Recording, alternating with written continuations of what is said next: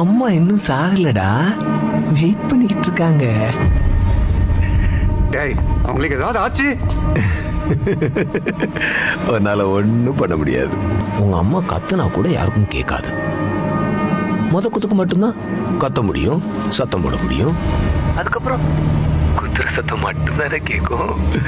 உன்னை சுமந்த வயிற்றுல சரக் சரக் சரக்னு சொல்லுவா போறேன். சத்தம் கேட்கிறியா?